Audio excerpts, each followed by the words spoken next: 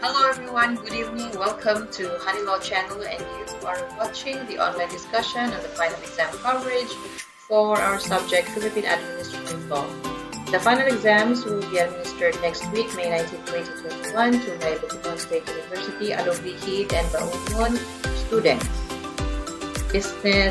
Public administration students. So instead of discussing the finals module, which is very long, I will just show you the final exams questionnaire, and it will be up to you to follow and check out the correct answers. So for my students, please bear in mind that you must have your finals module with you while you watch this video so that you can get along. For those students who have not yet enrolled in our Google Classroom or who have not yet joined our Google Classrooms, please join now so that you will be able to access our finals module. I know that for my students who are exempted to take the finals exams, you will no longer comply this one, but for your own good, please read the finals module because you would get some insights there or some information that are relevant to your job later, or your job for those who are working with the government as of this time or as of the moment. So without further ado, let's proceed to our online discussion of the final exams. So this is how our final exams questionnaire look like. So general questions or directions, this is an online self-assessment of the finals module on the Philippine Administrative Law. This is an online self-assessment exam that consists of 2 activities. Now this examination is via Google Form, okay? So for those who are not yet familiar with Google Form, please ask your professors or instructors what that Google Form looked like. Actually, this questionnaire was already administered to my students before, okay? Now, for those students who have no idea what the Google Form looked like, they can ask their classmates, or for my students, they already know this one. So I don't know if I have students who have not taken this. I think all of you have taken the Google Form exams. So I presume that you already know what the Google exam looks like, right? So anyway, the first activity consists of 15 multiple choice questions, which you must complete within 2 hours or less. Now, every correct item is equivalent to 2 points. The total points for activity 1 is actually 90 points. For activity 2, the total points would be 30 points, and you must finish this activity 2 within 30 minutes or less. For those students who are exempted to take the finals exams for admin law, please assist your classmates in completing the form. Okay, this is a very weird exam because I am actually allowing you to open notes and to ask assistance from your classmates, because I believe that you can still learn while you discuss with your classmates the answers to the questions. Okay, you can submit this form, the Google Form, once. No more retakes, so please review before hitting submit. Then of course you have to fill out all the initial information, your student ID number, last name, first name. Okay, please don't forget to fill in those details. And then activity 1, most of the questions here will come from our midterm exams. That was why I wanted you all to have perfect scores. But for some reason, not all of you were able to get the perfect scores. That's why I am forced to make this finals exam. So anyway, we have these questions which are actually in random. Okay, I will shuffle these questions, the questions for your admin law finals exam as well as in the obligatory exams. I have shuffled them so that you really ask, or you would really look for the correct answers for every question, and not just put in your notes A, B, C for number 1 and 2, 3, something like that. So you'll be forced to really read the questions as well as the choices. So for this question, it's Drake, right? Drake was asked during oral examination about administrative law, and he was asked which of the following is or are the correct definition of admin law. So this was already discussed during our midterms. Now you have to choose which is the correct answer here, okay? So just read this one and then check which among the choices is the correct answer for this, because we have here the definitions, allegedly, the definitions of admin law. So admin law, branch of constitutional law. Is it really the branch of constitutional law? Because when you say of admin law, it is actually the branch of public law, okay? Public law, modern law, that deals with the doctrines and principles, okay? So that would be for number 1, which is not really number 1 because it depends on your Google form, because I'm again reshuffling these questions. Then for the next question, which of the following is the correct definition of procedural due process? Procedural due process, when you talk of administrative procedural due process, what comes into our mind is the case of Amphibie versus CIR, right? So we have there the 7 cardinal rights when we talk of procedural due process in administrative proceedings. So we have here the choices A, B, C, and D. So which of these choices is the correct answer? So we have the A. It refers to a right of a person to a hearing in a court of law. Of course, there's no court of law when they talk of administrative due process, because administrative agencies are those that actually entertain controversies, or they would hear controversies or those cases before them, filed before them, are not courts. Okay, they are not courts. They are they are actually doing quasi-judicial functions, but they could never be considered as court of law. So let's exclude letter A. Then B, it refers to that most important requirement of admin proceedings wherein the court has, again, there's the term of court, so exclude this one. Then let's proceed to letter C. It is the minimum requirement. So when you say procedural due process, it's actually the minimum requirement in admin proceedings. So in admin proceedings, the evidence that you have to prove is only substantial, not proof beyond reasonable doubt, not even preponderance of evidence. Next question, the term agency would include the following. So this was also included in our midterm exams. So just choose which among the choices is the correct answer, A, B, C, or D, or E, or F. Okay. In admin proceedings, the board or body should what? Okay, what should the board or body do? Is it A, consider all the pieces of evidence presented by the parties? Evidence to be presented must pass the test of proof beyond reasonable doubt. Of course, when you say proof beyond reasonable doubt, we're talking of criminal cases. Now, in administrative proceedings, we are not actually looking at criminal cases. Okay, the admin tribunals are not courts of law. Again, they are not courts of law, and they don't entertain criminal cases. So proof beyond reasonable doubt is definitely not the kind of proof that we want in administrative proceedings. Letter B, likewise consider the criminal aspect. Again, there's the term criminal aspect, so let's exclude this one. Letter C, render its decision in such a manner that the parties to the proceeding can know the various issues involved and the reason for the decision rendered. Okay, now you look at this particular choice, okay, or this particular option. Render decision in such a manner that the parties to the proceeding can know the various issues involved and for the decision. Of course, this one you have to check if this is the only answer to this particular item. Administrative proceedings, the board or body should render decision or collate and gather evidence based on their independent investigation or research to strengthen the promulgation of this decision. So you have two choices here. It's only either C or D. Then we have, this refers to any charge to the public for a service open to all and upon the same terms, including individual or joint rates. Okay, what is this? It refers to any charge. So is it license? Is it permit? Is it rate? Or is it billing? Of course, it can't be billing. So is it rate? Is it permit? Okay. So as well as communication, mileage, coverage, and other special rates which shall be imposed by law or regulation to be observed and followed by any person. So does it have something to do with license or permit? So you go to your module. Again, I'm not going to discuss with you the entire module because it's gonna take us like 3 hours. That would be too long for you, and I don't want to waste your time. So when you look at your module, since this is in PDF form, I already gave you the PDF form for this. So you just check out what do we mean by this.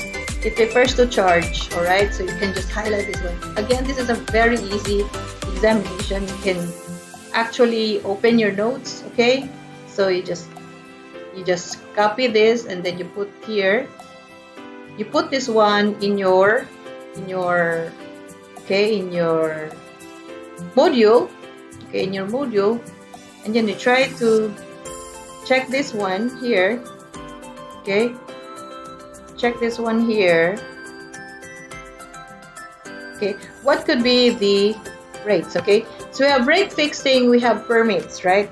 Rate fixing. So you try to check about the rates. Okay, rates. Okay, fixing of rates. So there it says there a rate is any charge to the public. So this is actually the definition, very definition of rates. Okay, definition of rates is that it is any charge to the public for a service open to all and upon the same terms, including individual or joint rates, tolls, classification or schedules thereof. So that is actually the definition of rate.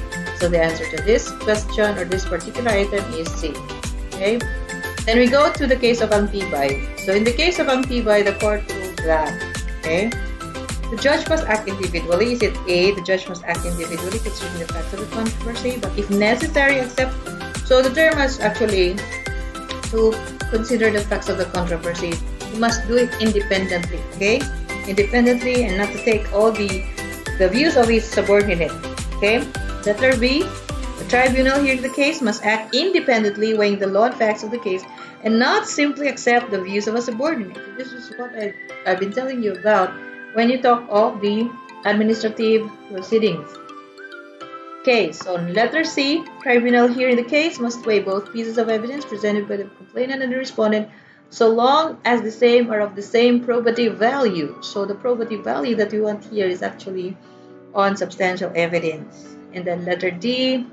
Okay, so which among these choices is the correct answer to this item? In the case of Antibay, the court ruled that. So I already discussed this during the midterm examinations. If you're not able to listen to that, you can actually check out our previous videos. Next question. Linda has been paying tax since her registration as a business owner of a medium-sized retail store in Marawi City. From 2017 to 2019, she has claimed the amount of 30,300 pesos as a deductible item from her gross income pursuant to MC number, let's say 1456, issued by the BIR relative to loss of property which occurred during the Marawi siege in 2017. Remember the Marawi siege? It was in 2017, right? So on October 2020, however, the BIR issued Memorandum Circular number 3589, which revoked and declared void the MC circular that it issued before. But it laid down the rule that losses of property which occurred during the period of the Marawi siege should be deductible in the year of actual loss or destruction of said property. So it should be deductible in the year of actual loss. So it should be in 2017. So the amount of 20,200 was disallowed as a deduction from Linda's gross income for the years 2018 and 2019, and the BIR demanded from her the payment of the deficiency income tax for the years 2018 and 2019. But Linda protested and claimed that the deduction was already or has already ripened to her vested right. Is she correct? You have to decide. So in this case, of course, okay, you have to look at the choices and you have to think. Okay? You don't need to be a tax student, okay? You don't need to be a student of income taxation to answer this one. Just check out all the facts of the case. So there, the case is that she's a business owner, and then it has something to do with vested right. So, did it actually ripen to vested right? So can the BIR not just issue another memorandum circular to correct itself for the erroneous interpretation of the law? So you check here A, B, C, D. Okay. So of course Linda is not correct. Okay. Although BIR has issued, okay, BIR has issued the question administrative issuance allowing for such deduction from her gross income. The BIR itself is not stoked. So the BIR is not stoked from issuing another memorandum to correct its erroneous interpretation of the law. Okay. Because of course, if you just allow the government to just issue anything and not correct itself, then it would be actually destructible. Okay, it would be destructive on the part of our government system, because we can always correct ourselves, right, by making corrective measures. Like in this case, BIR can also issue another circular or another issuance. But of course, it says here it is being rational when it says here that the deduction, okay, the deduction must be during the actual loss or destruction of said property, which is actually correct. So the answer to that is actually letter B. Next, which of the following is the best answer? So when you say best answer, there are some answers which are somewhat the correct answer for this particular item, but you choose the best answer. So we have here A, B, C, D. A, administrative agency actually is deemed as the fourth branch. Is it really the fourth branch? I don't think so. We have already discussed this in our midterm examinations and midterm coverage that the admin agency is not the fourth branch of the government. Okay, it's still under the executive branch of government. Okay. Then we have here administrative agencies not only apparent in the executive branch but may likewise be found in the two legislative branches of government.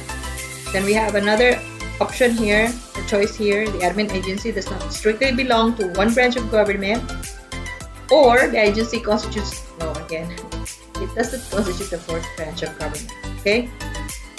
Then we have another question here. Angeline, the tenant of an agrarian land, filed an agrarian dispute against Miguel. Miguel, in this case, is the landowner, and the case was filed before the DARAB in Cagayan de Oro City. The DARAB is actually the arbitration branch of the DAR, or the Department of Agrarian Reform. So the DARAB CDO ruled in favor of Angeline. Miguel did not appeal the DARAB's decision, but instead he filed a complaint for recovery of possession of real property with damages. Now, please don't be confused. Don't say that, oh, I'm not a civil law student. I'm just a public admin student, so I don't need to answer this question. It could be confusing on my part. No, it's not that confusing on their part. Just remember that you're an admin law student, okay? So in this case, we're talking of the admin agency, which is the DARA, which is exercising its quasi-judicial function, and that is to hear cases relative to agrarian dispute. Now here, that the party in this case is Angeline, and she's the tenant, and then Miguel is the landowner. So the tenant filed an agrarian dispute before the DARAB. So that is the case here. So the DARAB's decision, the DARAB ruled in favor of Angeline, the tenant. Because most of the DARAB's cases, okay, class, para makatagan mo idea, that most of the DARAB's cases na dira sa DAR, kasi gano'n na, ang ginagusto ko sa mga tawag, makadaog ka ng tenant. But then actually, depende maguna siya sa facts of the case, because there could be some cases wherein the tenant, the one who filed the case, the agrarian dispute, actually has no right over the agrarian land.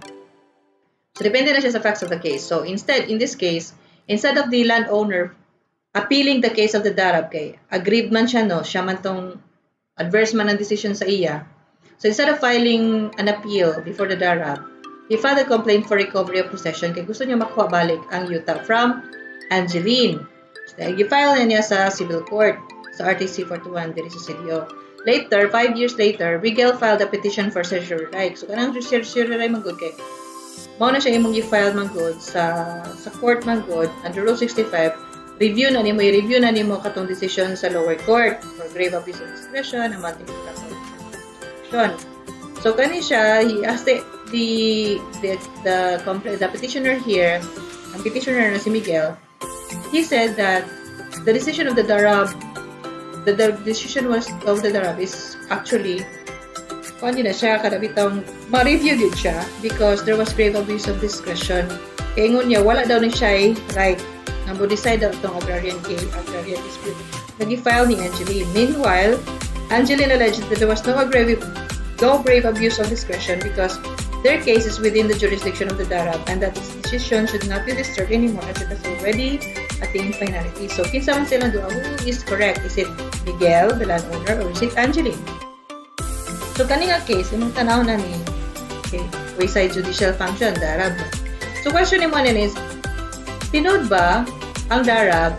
Does the DARAB does it have jurisdiction over the agrarian dispute? Was there the agrarian dispute? Yun. Kaya kung musulti kag walay agrarian dispute, then musulti yun ka nga si Miguel, correct. But if you say that there was an agrarian dispute, okay, so cognizable, meaning to say cognizable within the jurisdiction as sa DAR, so Angeline is correct. Okay. So, ang kuano na niyo magod is, ikusulti magod ni Miguel that he has the right to recover. Ano siya right to recover the possession? Pero dapat kasi, in this case, the DARAB has actually jurisdiction in this case because this involves agrarian dispute. The subject property is an agrarian land, and the one who filed the dispute is the tenant against the landowner. Huwag yun na siya ang pinaka-basis sa mga DARAB disputes, sa mga agrarian disputes. So, she is correct. So, asa na din ni karon ang correct between C of D ang correct answer. So, you look at the reasoning no, sa mga rasyon nila. So, kay Angeline sa letter C, it says here that Angeline is correct. Since she is a tenant to an agrarian land, she is entitled to possession of said property, and her possession should not be disturbed by Miguel. There is no fact in the case that said Miguel is the real owner of the real property. Question, wala man po. Ikaw po siya. Pero, ikaw magudira, isulti na magudin ha, the landowner. So, dili na rin siya pwede nga maggamit ng mga question na option, letter C. Because there's this portion in the choice or the option here that says there's no fact in the case that said. Kasi there's no fact na nakasulat na gani din ang landowner siya. Landowner siya. So, he's really the real owner. So, letter D. So, since the land in question is an agrarian land, the proper case that should be filed is agrarian dispute, which is cognizable by the DARAB. For Miguel's failure to appeal of the DARAB's decision within the prescribed period, then the decision has already attained finality and constitutes res judicata. So, nga na siya, naka-attain na siya finality, it could no longer be disturbed, okay, by the parties.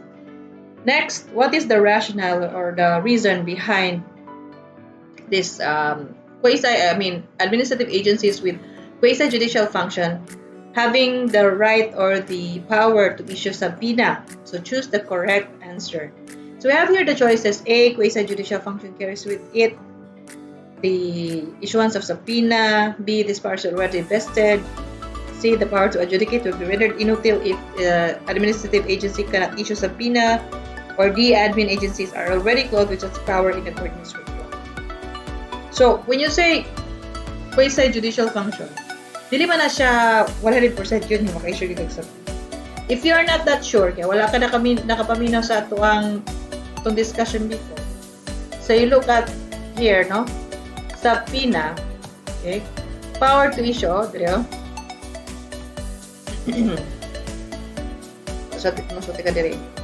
So you say that as long as it is in the exercise of quasi-judicial power is vested in the administrative agency. So dira ka mapukuan.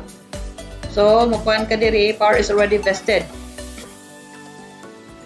in yan. So this is the principle which states, next question, the principle which states technical rules of evidence and procedure do not strictly apply to administrative proceeding, but this does not mean they can disregard certain due process requirements.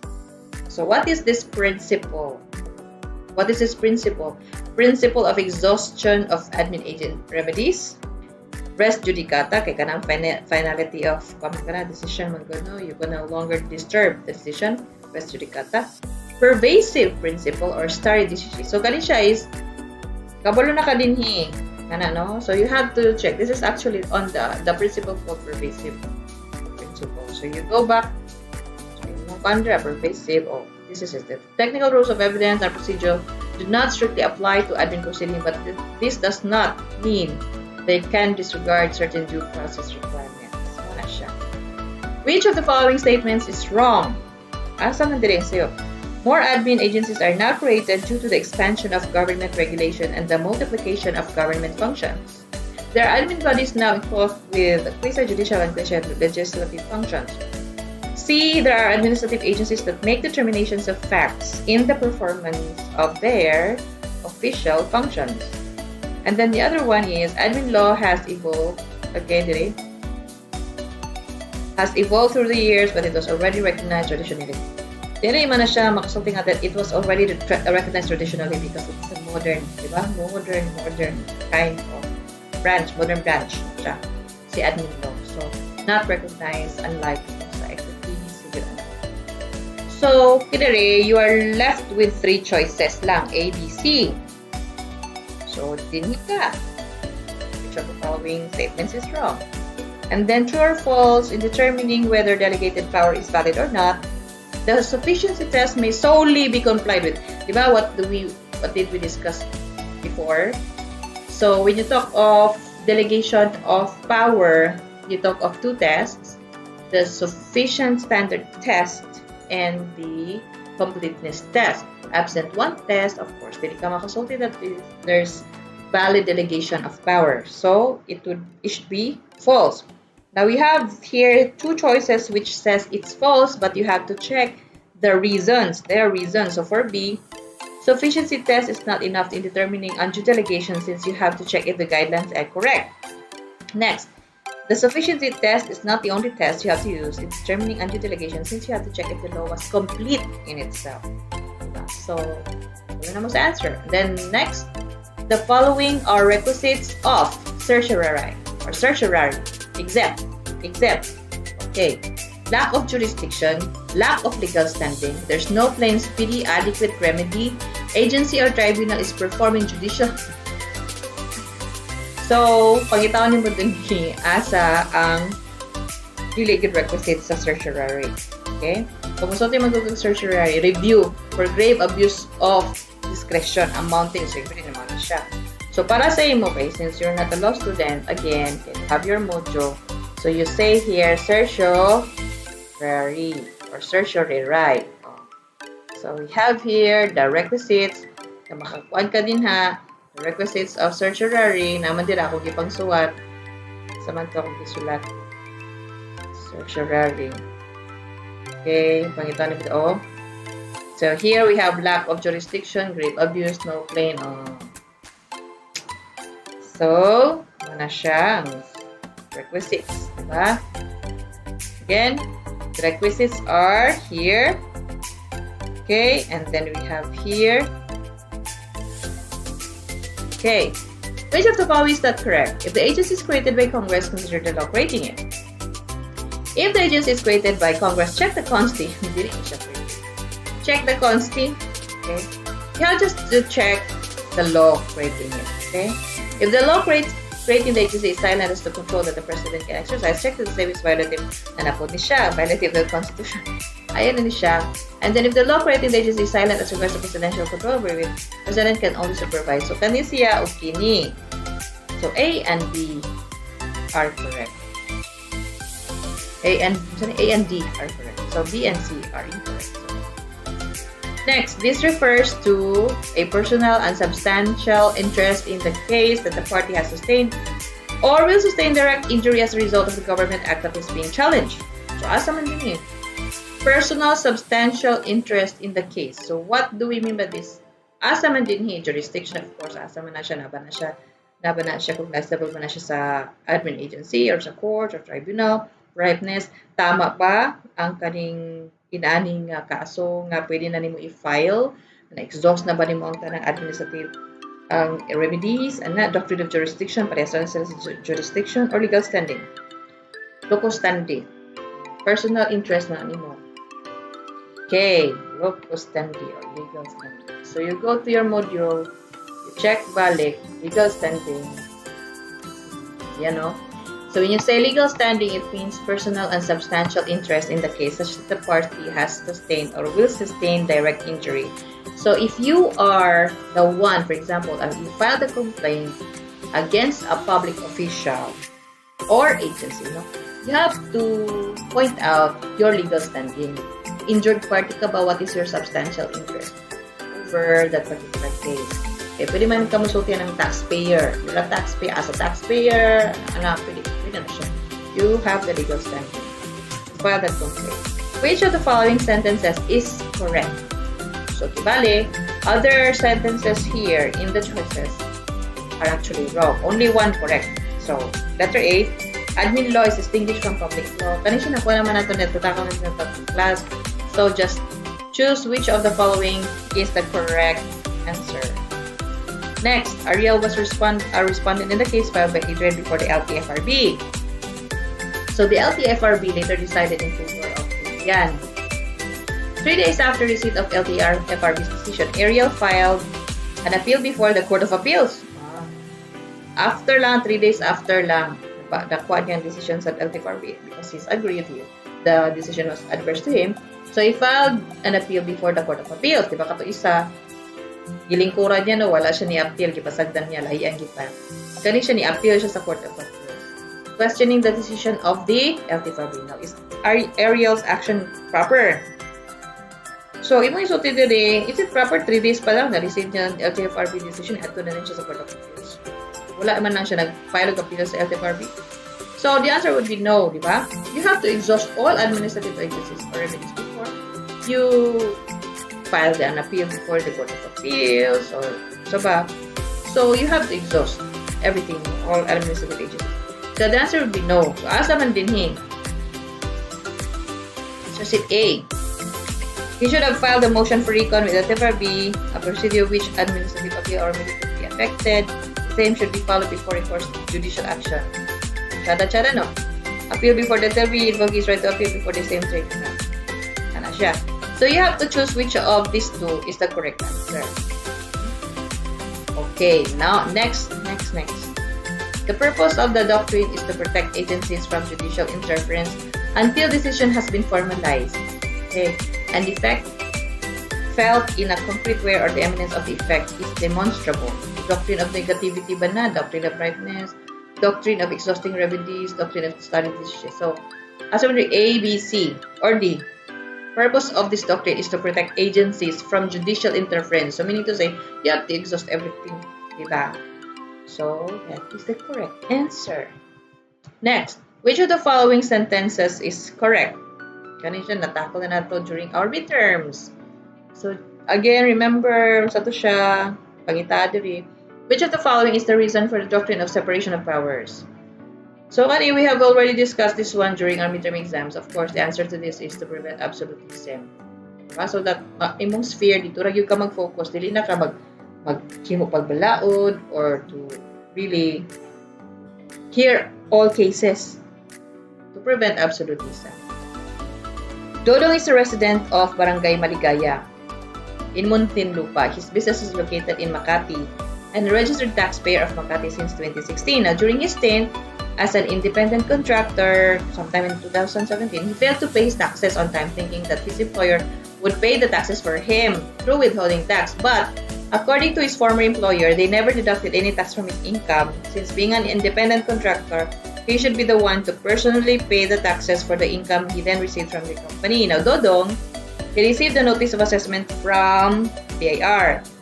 And in that notice of assessment, it reflected that his tax liability for 2017. He wrote a letter to BIR and said that BIR cannot demand payment from him since he plans to file a declaratory relief questioning his tax liability under the law. So, kaning declaratory relief, my God, class it's actually the relief. Now, when you question, you try to question the validity of a particular issuance, ruling, rule or regulation or law. Now, Dodong said that he planned to file a DR questioning his tax liability under the law. So, is he correct? Of course, he's not correct. So, he cannot file a declaratory relief to question his tax liability. Because when you file a declaratory relief, wala pa injury na naitabo. Wala pa na damage na itabo. Ana. So, you still have the right to file that. Kaya wala pa may nasakitan, wala pa na igo. Ana. Laod ka ng ruling sa laod or whatever. In this case, he already failed to pay his taxes.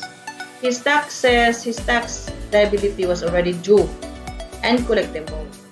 So the BIR tax people cannot actually be prevented from collecting the tax by DR declaratory action. So Dodong has no choice but to pay the tax and sue for its recovery within the period limited by law. If you don't want to pay taxes, but it says there that you have to pay taxes because tax, actually, ladies and gentlemen, tax is the lifeblood of our state.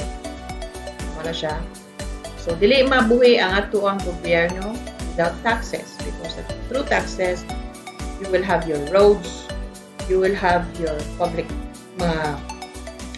buildings, then kuan po sa ato ang mga public appropriations.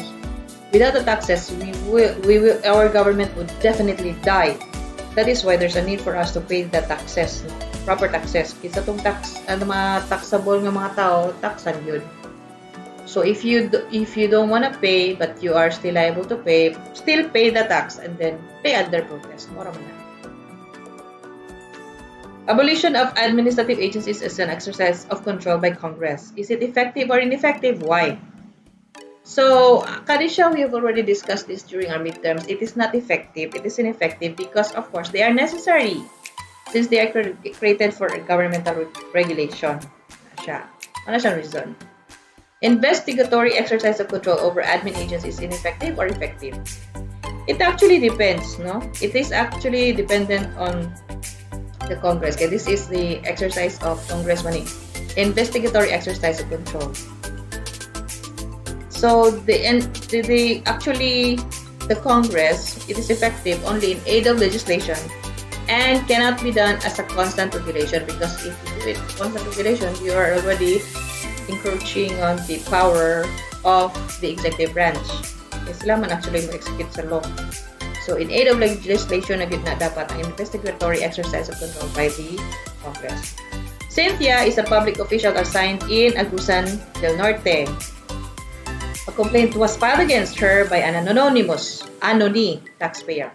The complaint alleged that Cynthia is receiving bribes from local businessmen to expedite the issuance of mining permits. Kani siya file siya o kaso, no? Ginan siya nga na siya ginahimo diri mga irregularities o mga bribery o mga corrupt practices, no?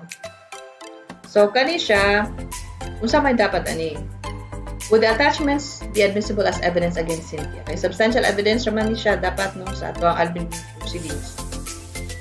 So ang imuhang kuano na is pwede man nila i-receive. But if it is for criminal case, of course you need the proof beyond reasonable doubt.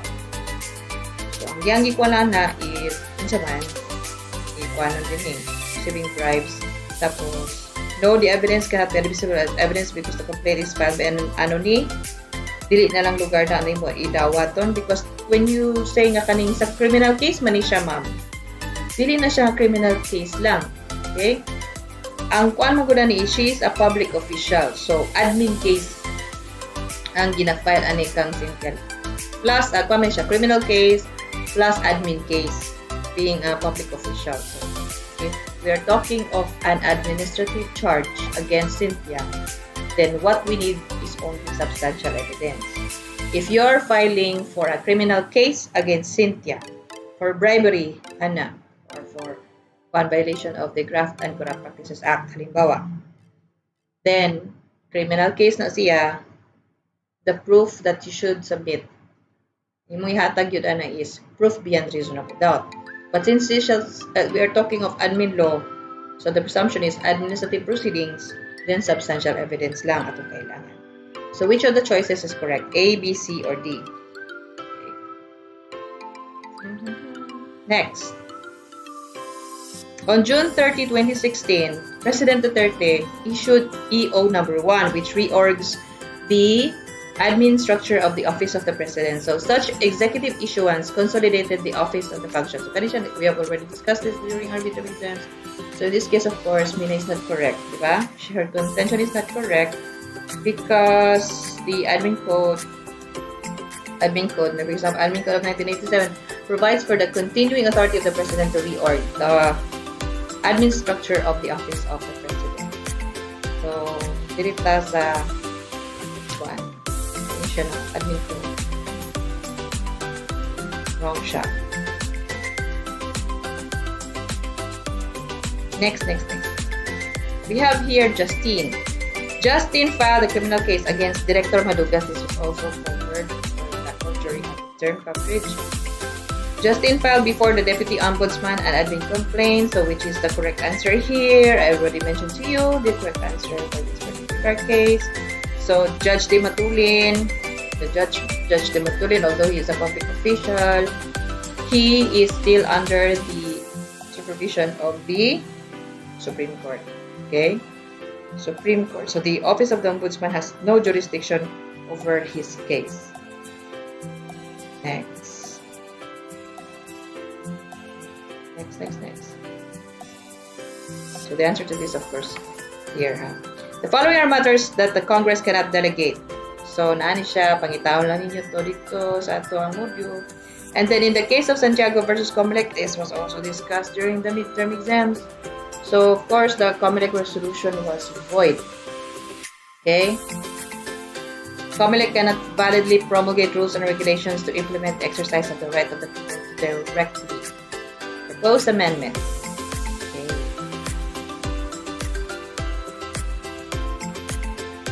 Okay, next. Okay, next. Answer the essay. So, where drugs are involved, can an administrative agency like PIDEA issue warrants of arrest? Why? Of course, the PIDEA is not a court. Only courts can issue warrants of arrest. So, how do you answer that? Please check your grammar, syntax. Each correct answer is equivalent to actually 15 points, not 4 points, 15 points. Then this one, I've already covered this during our midterms. So that is the end of our final examination coverage for our subject, Admin Law. I hope that all of you were able to follow, especially my students in Bukidnon State University, Alobihead and Bagong campuses. Please review your finals module. For those who are exempted, assist your classmates who will be taking the examinations, especially those who were not able to take the midterm examinations, because this is the last time, the last chance for them to have their final grades. It doesn't mean that we are doing our module, so I will just give you any grade that I would like you to have, because I would like to be fair to everyone. Congratulations to all those students who were exempt from taking the final examinations, and for those who will still take the final exams, please don't worry, because I already gave you the answers through this video. So if you have questions, raise them in our Google Classrooms or in our GCs, in our Facebook messengers. I would gladly answer all of your questions. Of course, I will not tell you that the answer to this question is A, because I already told you through this video. So for my students, thank you very much for your time. This is the end of our semester, I guess, and then you will receive your final grades. Please make sure to be able to, for those students who will be taking the final exams, please make sure to answer the Google form for our final examinations on time or as scheduled. No more retakes, okay? And please do not direct message me, okay? Don't direct message me. Raise your questions or your queries or your concerns through our official GC. That would be all, ladies and gentlemen. Thank you very much. God bless you all. I'll see you next time. Goodbye.